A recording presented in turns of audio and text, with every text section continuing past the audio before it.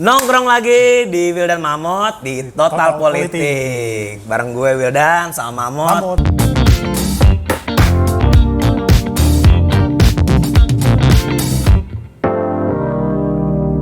Hari ini kedatangan ketua apa koordinator nih Pak?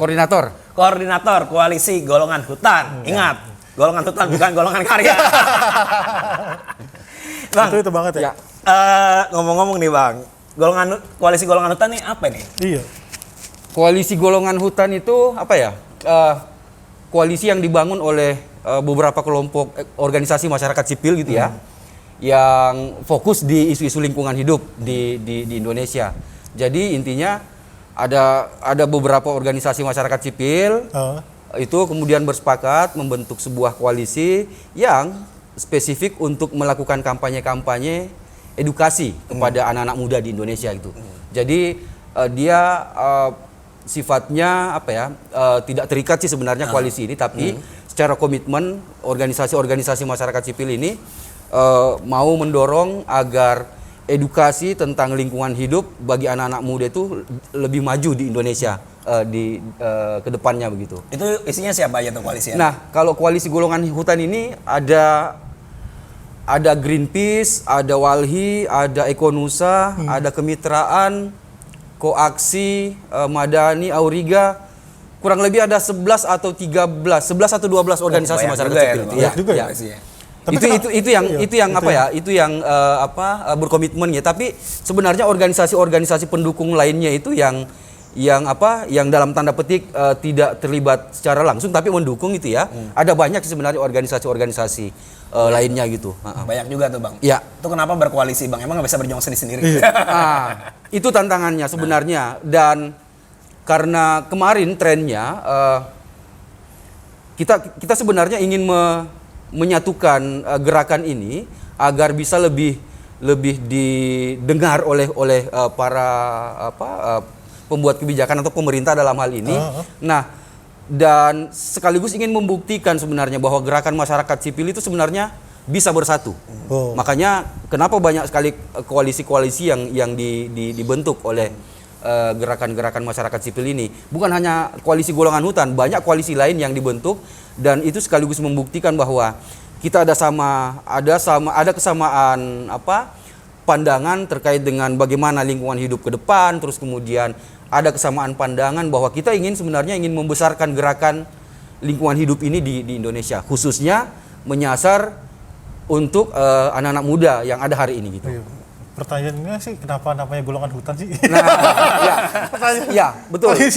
Itu juga sempat jadi Kenapa harus koalisi lingkungan? Betul. Ini kayak kesannya kayak primitif ya. Sebenarnya tidak kita ingin mendapatkan sebuah nama yang bisa dan dengan cepat bisa diingat oleh anak-anak muda hari ini. Gitu. Karena begini, waktu terbentuknya di Januari 2019, koalisi golongan hutan ini kan ingin menyasar momentum pemilihan presiden saat itu, di bulan April gitu ya. Nah, karena beberapa survei menghasilkan data bahwa anak-anak muda yang ada hari ini itu masih kurang peduli atau masih sangat jauh dari angka yang bisa kita katakan banyak itu yang peduli dengan isu lingkungan, atau di dalam proses diskusi anak-anak muda bagaimana mendorong lingkungan hidup untuk didiskusikan itu masih sangat kurang. Nah, kita memilih koalisi golongan hutan karena satu, Indonesia itu negara terbesar ketiga yang punya hutan terbesar di dunia gitu ya. Terus kemudian yang kedua, hutan itu menjadi ekosistem yang memberikan mendukung kehidupan manusia gitu ya. Jadi kalau kemudian ekosistem hutan itu rusak, itu akan berpengaruh ke kehidupan manusia. Nah, kita menganggap segampang itu koalisi golongan hutan ini diberikan nama agar publik itu bisa lebih cepat mengingatnya, dan kami yakin semua orang di Indonesia itu tahu hutan, ekosistem hutan itu, dan hutan itu memberikan manfaat terhadap kehidupan manusia yang ada di Indonesia gitu. Gue rasa ini lawannya golput. Jadi golput. Jadi golput. Golput gitu ya. Ini lawannya golput waktu pemilu golput. Oke, ini berarti kan golongan hutan ini bergerak untuk mencoba mengedukasi anak-anak muda. Iya, Berarti iya. aktivitinya apa tuh, Bang? Nah, aktivitas utama kita adalah kampanye itu ya. Nah, sejak awal memang kita memaksimalkan kampanye digital gitu ya. Kita menggunakan kemajuan teknologi yang ada hari ini.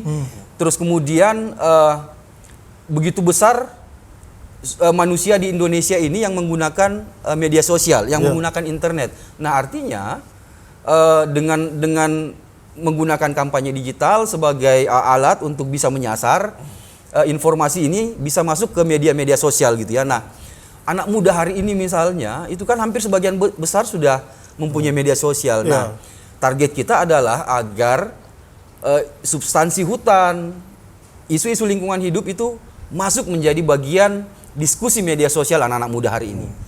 Karena bagi kami masih menganggap efektif untuk menggunakan dengan kampanye digital ini untuk bisa masuk ke media-media sosial anak muda hari ini gitu, untuk mendiskusikan soal hutan, untuk lingkungan hidup secara generalnya begitu. Tapi berarti asumsi dari teman-teman berarti selama ini anak-anak muda ini kurang menaruh perhatian bahasa. Itu hasil riset ya, hasil survei. Berarti udah dari riset ya bahwa ya sudah pernah dilakukan survei. Misalnya kami menyampaikan survei YouGov misalnya gitu ya. Isu lingkungan itu masih di urutan keberapa itu ya, karena untuk lingkungan hidup yang menjadi perhatian penting bagi anak muda di Indonesia gitu ya. Nah, tapi kecenderungan ini mulai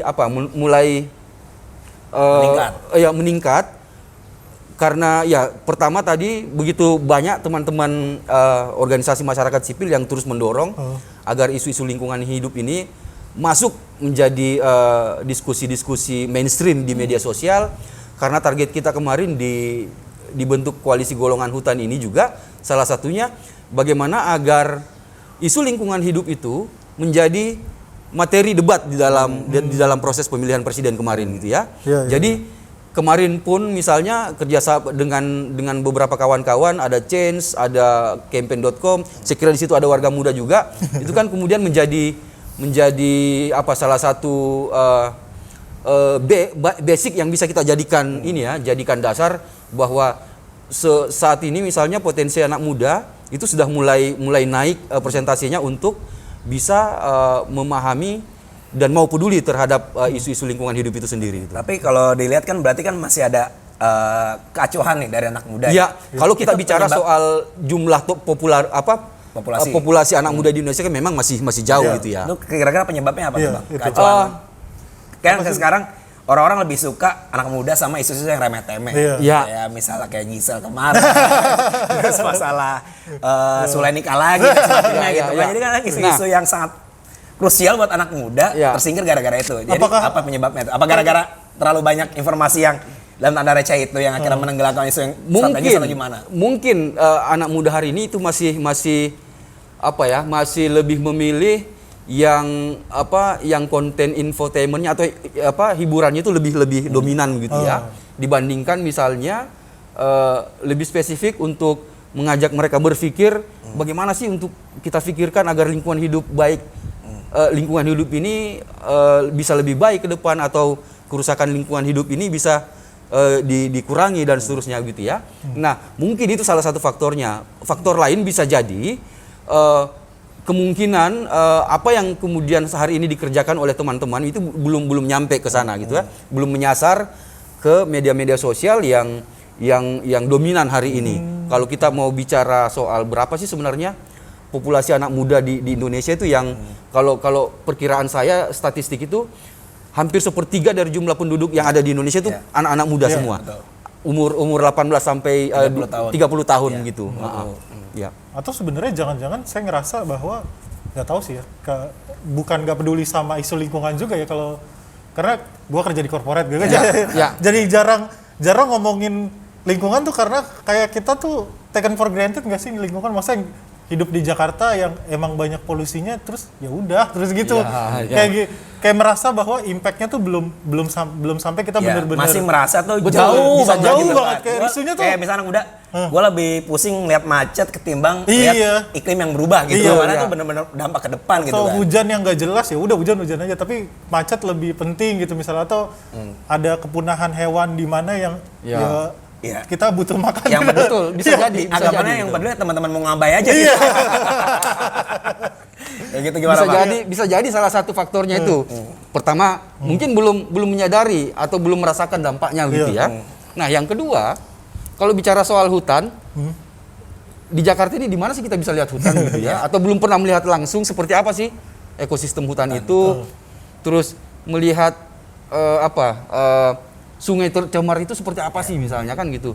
Paling di Jakarta kita lihat Kali Ciliwung, airnya coklat terus kan begitu. BKT ya. Kalau musim hujan tiba-tiba airnya naik kan begitu. Nah, bahkan banjir yang disalahin bukan kitanya tapi tetap pemerintahnya. Bukan ekosistemnya rusak. Bukan ekosistemnya rusak. Ini tetap salah pemerintahnya aja. Makanya ini jadi isu lingkungan tuh jadi jauh banget kayaknya. Impact-nya gitu. Tapi bicara soal kebijakan tadi kan udah ada lontarin. Aku juga ngeliat kebijakan tuh masih antropocentris banget lah. Apa-apa untuk kepentingan umat manusia atau masyarakat atau enggak kepentingan oligark atau enggak elit gitu. Tapi ada gak sih sebenarnya tokoh-tokoh elit ini yang mulai merasa wah ini iklim penting banget nih gitu, kebijakan ini nggak bisa nih kita abaikan, atau memang elit-elit kita masih kayak udah deh nggak terlalu peduli gitu, yang penting profit. agak susah untuk mengatakan sudah peduli atau tidak gitu ya, tapi yang harus kita cari tahu adalah apa buktinya begitu ya. Misalnya kalau dia peduli terus kemudian mau melakukan perubahan kebijakan, mana kebijakannya yang memang betul-betul mendukung perusakan lingkungan itu makin berkurang. Terus kemudian apakah semua kebijakan pembangunan sudah didasari atas situasi perubahan iklim misalnya. Terus kemudian bagaimana agar semua suara-suara anak muda ini itu juga dijadikan bagian sebagai suara yang diakomodir untuk melakukan perubahan kebijakan gitu. Nah, ini yang harus kita pastikan apakah betul-betul dilakukan oleh pemerintah gitu ya. Nah, koalisi golongan hutan hari ini itu selalu melakukan kampanye agar anak-anak muda yang ada hari ini itu menyadari bahwa mereka itu juga mempunyai hak atas lingkungan hidup yang baik dan sehat. Karena itu adalah hak asasi manusia yang dijamin oleh undang-undang. Nah, bisa jadi sampai hari ini tuh anak-anak muda itu belum menyadari bahwa mereka ternyata juga punya hak atas lingkungan hidup yang baik dan sehat. Dan itu kita bisa pertanyakan ke pemerintah. Apakah sampai hari ini atau 10 tahun, 15 tahun ke depan kita masih bisa mendapatkan hak atas lingkungan hidup yang baik dan sehat. Pemerintah menjamin akan hal itu atau enggak gitu kan. Dan karena kalau bicara soal lingkungan, bicara gak cuma hari ini tapi masa depan juga. Masa gitu depan, kan. betul. Ya. Tapi bicara soal hutan nih Bang, kan golongan hutan. Kalau bahasanya tuh kulari ke hutan gitu. Itu rangga cinta. Iya, kulari ke hutan itu sebenarnya apa sih yang paling penting nih buat anak-anak muda tahu isu-isu hutan ya mungkin atau isu-isu hari lingkungan ini sih atau lingkungan yang kita harus peduliin gitu. Kalau misalnya kayak perubahan iklim gitu, aku pikir udah banyak kampanye soal itu. Mungkin yang kayak kita butuh notice nih ada isu yang lebih spesifik yang memang harus kita awasi sama-sama gitu. Yang pertama, ya yang saya bilang tadi, teman-teman muda ini harus mengetahui bahwa mereka punya hak juga atas lingkungan hidup yang baik dan sehat. Nah, kalau mereka sudah menyadari bahwa mereka punya hak, mereka pasti akan menanyakan lebih lanjut begitu ya.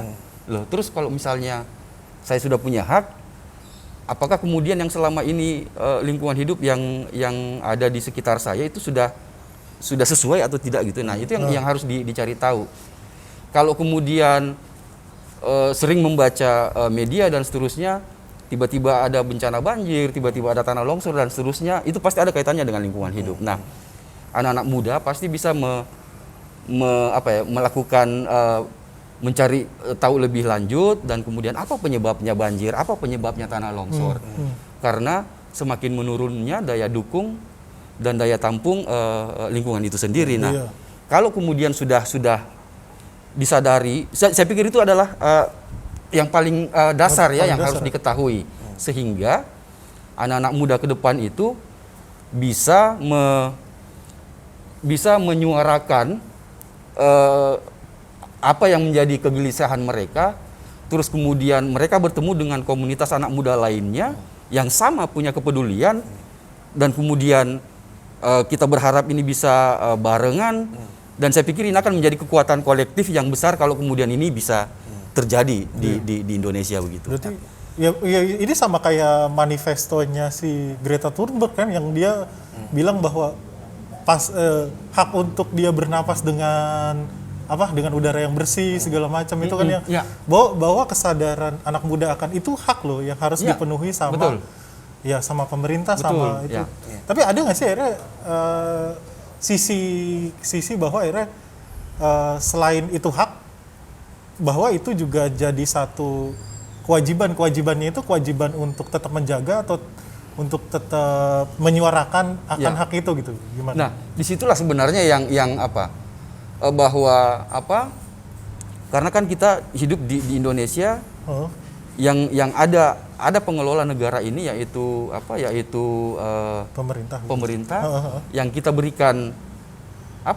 berikan mandat untuk kita percayakan mereka mengelolanya gitu ya. Tapi apakah di dalam proses pengelolaan ini itu pemerintah betul-betul mengakomodir juga apa yang menjadi aspirasi anak muda atau kelompok-kelompok lainnya kan gitu. Karena negara kita negara demokrasi, jadi seharusnya segala pembuatan kebijakan itu harus juga didengarkan apa yang menjadi aspirasi dari publik gitu ya. Dan untuk membuktikan apakah kemudian pemerintah betul-betul peduli, ya saya kira harus dibuktikan dengan cara seperti itu, bahwa kami membuat kebijakan itu berdasarkan apa yang sudah diaspirasikan oleh publik, khususnya anak muda misalnya. Karena banyak sekali kemudian kebijakan itu yang akan berpengaruh dengan kehidupan anak muda di masa yang akan datang. Betul. Berarti dengan adanya Omnibus Law. Nah, itu gimana sih, Bang? Ini pro kontra, dan aku lihat itu apakah salah satu aspirasi yang didengarkan atau diacuhkan? Iya, karena aku pikir kemarin Omnibus Law yang sangat proaktif untuk mengawalkan dari teman-teman buruh maupun lingkungan. Kan? Sampai hari ini banyak juga anak-anak muda yang kemudian turun ke jalan untuk menolak Omnibus Law. Nah, pertanyaannya apakah kemudian itu didengar oleh pemerintah atau tidak? Toh buktinya tetap jalan terus, diketuk juga kan Omnibus Law ini kan. Tapi bagi teman-teman golongan hutan, Omnibus Law ini berdampak positif apa negatif? Ada yang negatif, posisi mana negatifnya? Kalau dari beberapa kajian teman-teman organisasi masyarakat sipil gitu ya, karena kan Omnibus Law itu ada 11 klaster, dan kemudian ada termasuk salah satunya di situ adalah klaster lingkungan hidup dan juga kehutanan. Nah, kalau dari sisi investasi dan kemudian bicara soal dampak, kita berkaca dengan apa yang sudah dilakukan oleh pemerintah misalnya 5 atau 10 tahun belakangan ini, berdasarkan kajian teman-teman organisasi masyarakat sipil, itu akan lebih banyak dampak negatif, ancaman negatifnya. Ancaman negatifnya ketika kemudian Undang-Undang Cipta Kerja ini, dan kemudian kalau misalnya sudah selesai semua aturan-aturan turunannya itu dijalankan. Itu dari sekian banyak hasil kajian teman-teman masyarakat sipil gitu ya gitu. Berarti kan sebenarnya kalau bicara soal Omnibus Law investasi kan itu berkaitan erat sama peran swasta, betul, perusahaan yang akan membangun di daerah gitu kan. Jadi gue mau nanya, apakah posisi kesadaran lingkungan ini atau enggak bisnis yang berkelanjutan dalam artian ramah lingkungan ini sudah diadopsi, Bang, sama korporat atau enggak sektor swasta di Indonesia? Bagi kita melihatnya belum ada. Tapi tidak sedikit juga kampanye-kampanye yang dilakukan oleh korporasi-korporasi ini bahwa mereka sudah menerapkan bisnis berkelanjutan dan seterusnya, tapi secara fakta itu kan juga harus bisa dibuktikan dong gitu ya. Apa faktanya kalau kalian menerapkan bisnis yang berkelanjutan? Kalian melakukan mengelola investasi ini berdasarkan atas juga memperhatikan soal keberlanjutan lingkungan dan seterusnya. Itu kan juga harus dibuktikan. Nah, Itu yang susah dibuktikan gitu. Karena bagi kami hampir semua bicara soal investasi, kalau kita bicara di sektor kehutanan ya, bicaralah soal HPH atau HTI ataupun perkebunan sawit sekalipun gitu ya, konflik masih ada terus gitu, kebakaran hutan masih ada terus gitu ya. Apakah kemudian itu yang dikatakan sebagai bisnis yang berkelanjutan? Oke, berarti aku mau nanya juga, apakah sebenarnya ada lembaga, entah itu independen atau nggak punya pemerintah yang memang bertugas untuk mengawal bisnis-bisnis itu, Bang? Kalau secara kelembagaan, ya biasanya kan kita punya Badan Koordinasi Penanaman Modal. Apakah kemudian menjadi tugasnya BKPM ini? Kita punya OJK, Otoritas Jasa Keuangan. Kita punya BPK. BPK ini kan juga bisa menyasar sampai ke BUMN misalnya kan begitu. Nah, peran-peran mereka ini apakah kemudian sudah sampai ke hal-hal itu? Belum kelihatan juga, belum maksimal juga. Kan gitu. Iya sih. Berarti kita sekarang ini hanya bertumpu pada teman-teman yang memang bergelut di bidang ekologi, yang selalu disuarakan oleh teman-teman itu adalah kenapa sih tidak didorong, pemerintah tidak mendorong kita mengevaluasi dulu nih izin-izin yang dikeluarkan 10 tahun terakhir misalnya. Kita lihat bagaimana dampak kerusakannya, bagaimana kemudian performan dari perusahaan-perusahaan ini menjalankan bisnisnya misalnya. Nah, itu yang harusnya dilakukan gitu ya, dievaluasi izinnya. Kalau ada satu perusahaan yang diberikan konsesi ratusan ribu hektar dan kemudian tidak mampu mengelolanya misalnya gitu ya harusnya dievaluasi dong. Dikurangi kah atau bahkan dicabut izinnya karena tidak mampu kan begitu. Itu yang harus dilakukan gitu. Jadi kalau gua dengar dari penjelasan Bang Edo ini sebenarnya juga sektor swasta, masyarakat sipil maupun sektor publik ini mau di bidang apapun harus punya sensitivitas terhadap lingkungan karena mau kerja di perusahaan, mau di publik atau di NGO harus lihat itu. Maksudnya nggak cuma jadi masalahnya golongan hutan doang, mau sama teman-teman yang di NGO itu kan. Nah, tapi pada satu sisi nih Bang, aku mau tahu soal masyarakat yang ada di hutan itu kan. Sebenarnya gimana sih kondisi mereka sekarang gitu kan? Mungkin kalau dari aku sama si Mahmud nggak punya bayangan nih masyarakat anak muda di hutan tuh kayak gimana sekarang? Apakah mereka melarikan diri ke kota atau mereka tetap melakukan perlawanan di hutannya dia? Itu adalah fakta yang sangat jauh juga gitu dari kita. Kalau dari organisasi-organisasi pendukung golongan hutan misalnya, koalisi golongan hutan ini, hampir semua wilayah-wilayah kerja teman-teman ini, wilayah dampingan teman-teman ini juga menyasar bagaimana memaksimalkan peran anak muda gitu ya. Jadi bahwa misalnya kelompok-kelompok masyarakat adat, bahwa banyak sekali anak-anak muda dari kelompok-kelompok masyarakat adat ini yang kemudian berusaha diedukasi untuk tetap bagaimana mereka bisa mempertahankan kawasan hutan itu, ya kan? Nah, bagaimana mereka bisa hidup dari wilayah kelola mereka yang ada di hutan maupun di sekitar kawasan hutan itu. Nah, tapi nyatanya dari mereka sendiri banyak nggak sih yang akhirnya concern gitu atau malah berurbanisasi? Ini yang menjadi tantangan kita sebenarnya gitu ya, bahwa betul kehidupan anak muda hari ini memang selalu mengacu bahwa pekerjaan apa yang paling baik bagi saya gitu ya. Nah, pekerjaan itu kan ada di kota gitu. Jadi mereka pasti ke kota gitu ya. Nah, ini yang harus kita sampaikan ke level-level khususnya kelompok-kelompok masyarakat yang berada di sekitar kawasan hutan itu ya. Karena dari segi infrastruktur, fasilitas maupun teknologi misalnya kan belum semua itu bisa sampai ke tingkatan desa gitu ya, atau kampung gitu. Nah, inilah yang kemudian berusaha kita distribusikan agar mereka juga bisa mengetahui bahwa pekerjaan untuk bisa menghidupi kita itu tidak selamanya ada di kota gitu ya. Kita bertahan di hutan dengan menjaga hutan, sebenarnya kita sudah bisa hidup. Itu adalah pekerjaan juga gitu ya. Tinggal bagaimana memulainya dan kemudian bagaimana bisa mengelolanya agar itu betul-betul bisa menjadi penopang hidup gitu.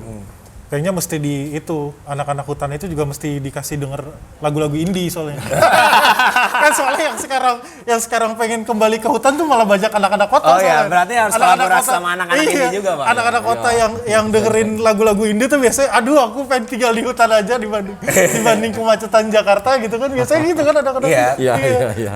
Ini anak hutannya malah pengen ke kota gitu. Tapi gitu. maksud gue juga anak muda nggak harus di level romantik gitu. Karena menurut gue level yang lebih bagus adalah bagaimana kita dorong kebijakan yang memang benar-benar memberdayakan hutan maupun masyarakat di sekitar sih. Kalau dia ke hutan nongkrong-nongkrong nyapa juga ngapain? Ke hutan, ngopi, ngerokok udah gitu doang hidup. Tapi paling tidak pemerintah juga harus membuka ruang itu untuk anak muda gitu ya. Kalau kemudian antusias anak muda sudah besar, tapi kalau ruangnya nggak dibuka kan gitu. Iya, banyak anak-anak indie gitu, gua hidup di Jakarta capek, gua pengen ke hutan aja gitu.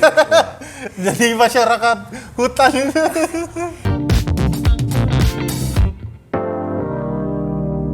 Jadi kalau pertanyaan yang lebih mau aku korek lagi adalah apa yang kira-kira langkah strategis selain di media sosial itu untuk meyakinkan anak muda bahwa terutama anak muda di daerah, aku pikir malah kalau anak di kota, aku mikir gini, dia udah terpapar nih sama kampanye-kampanye teman-teman golongan hutan. Sedangkan orang-orang yang benar ada di hutan atau nggak ada di lingkungan malah belum terpapar dengan diskursus keberlanjutan. Ini apa yang dilakukan sama golongan hutan atau enggak mungkin apa yang bisa kita kerjakan bareng untuk mengedukasi teman-teman yang emang hidup di lingkungan ekosistem yang dekat dengan mereka langsung gitu ya. Gitu. Ya intinya gimana cara kita bisa melakukan proses saling belajar antara anak-anak muda yang di kota udah aku pikir udah banyak lah sosial media udah itu, tapi yang di teman-teman yang memang hajat hidupnya dia di lingkungan ekosistem itu seperti apa gitu. Nah, ini yang harus menjadi pekerjaan kita bersama tentunya ya, bagaimana agar kalau kasarnya kita bilang tidak adalah ketimpangan gitu ya, bahwa bagaimana juga anak-anak muda yang ada di kampung, di sekitar hutan maupun yang ada di dalam kawasan hutan itu bisa juga mengetahui isu-isu yang ada hari ini. Nah, karena itu makanya kenapa kemudian kita berkoalisi di koalisi golongan hutan, karena kawan-kawan organisasi masyarakat sipil ini kan rata-rata juga bermain di wilayah-wilayah pelosok gitu ya.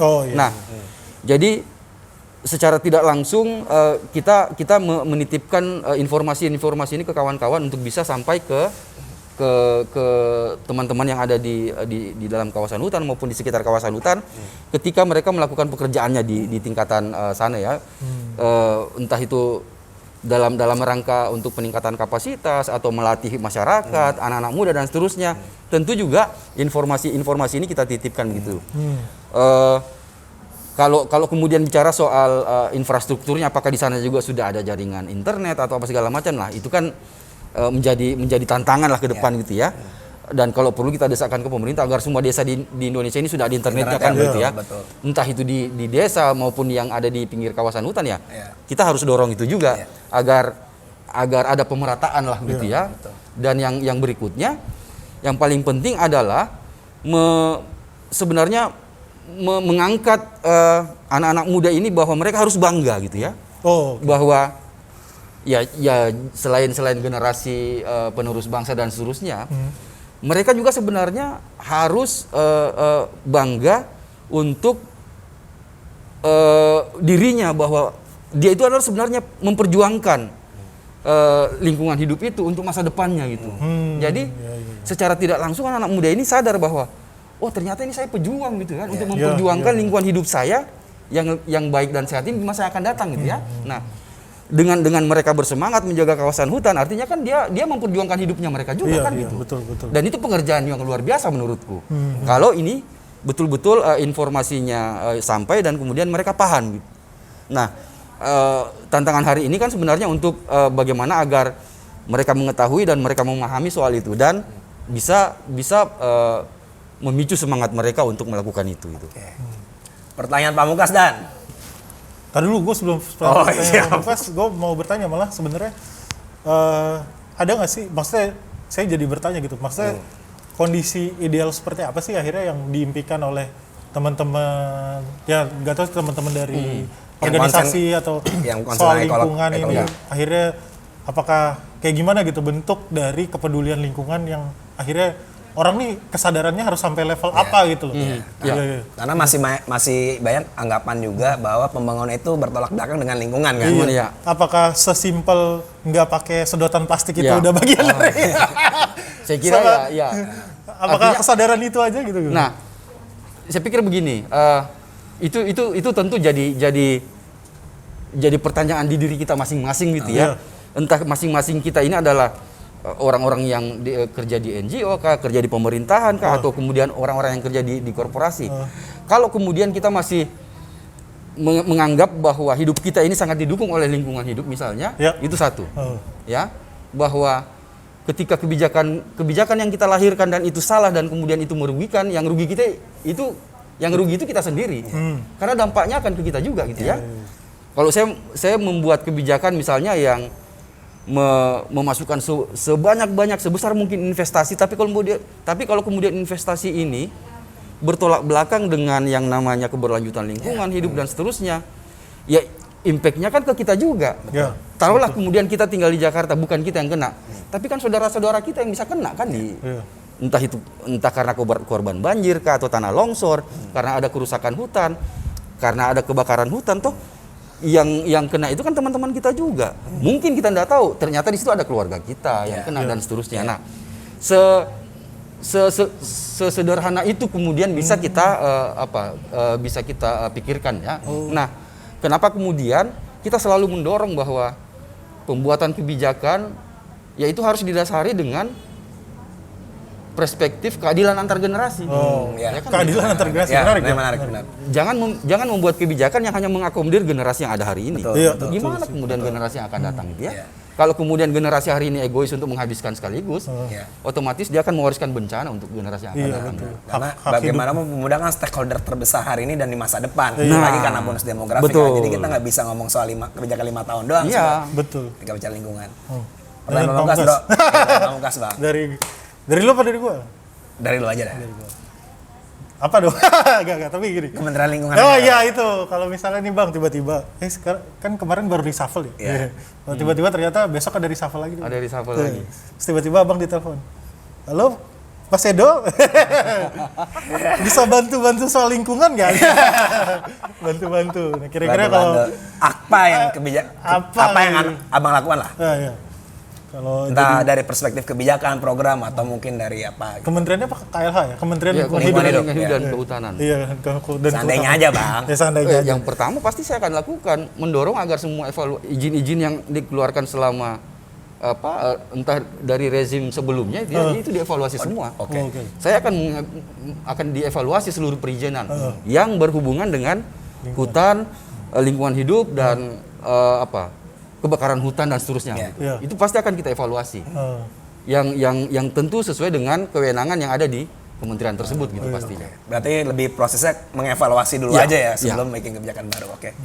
Monggo kesimpulannya dari dana yang lo dapat lah Pak. Nih, gue menarik sih, maksudnya gue baru sadar ngobrol sama Bang Edo, baru sadar bahwa emang hak kita untuk dapat lingkungan yang sehat tuh hak tuh. Gue baru sadar sekarang gitu bahwa iya itu hak kita ya, dan negara, korporasi dan kita semua nih harus menjamin akan hak itu dan terus harus ikut hak ini tuh terus harus ada sampai anak cucu kita dan sampai generasi selanjutnya. Saya bacakan saya sebutkan satu pasal di Undang-Undang 32 2009 ya.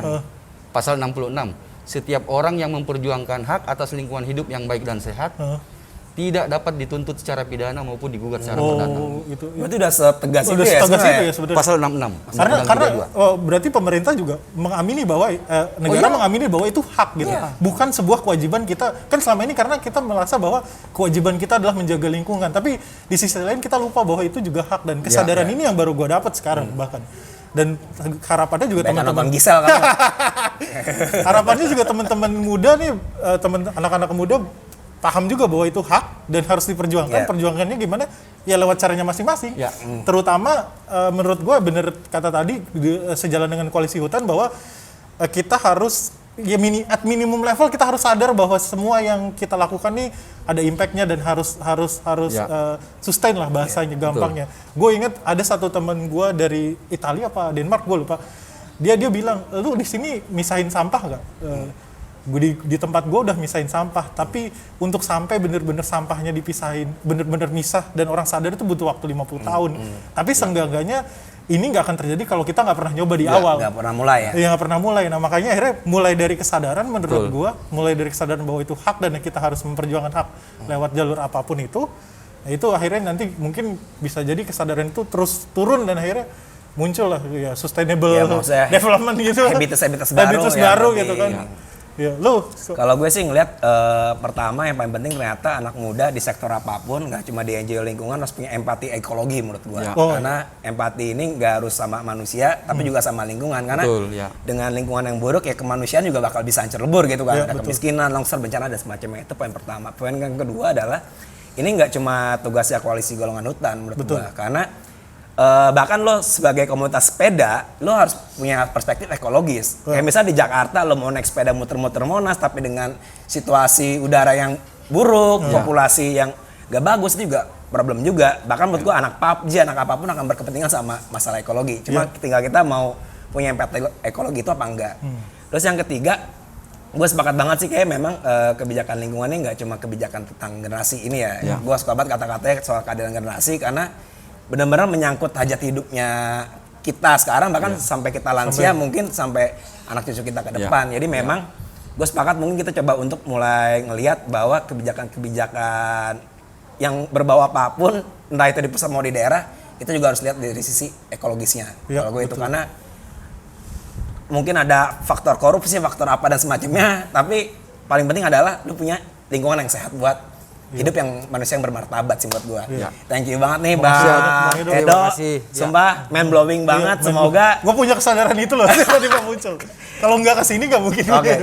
Dan gua harap teman-teman anak muda yang nonton ini bisa follow golongan hutan, juga bisa kepoin organisasi yang tadi udah disampaikan Bang Edo. Kalau seandainya lo mau bergabung, gua sama lo kontak aja golongan hutan. Kalau seandainya mau bikin komunitas sendiri pun juga nggak apa-apa karena kita bisa bergotong royong. Semangat. Sampai jumpa lagi. Bye-bye.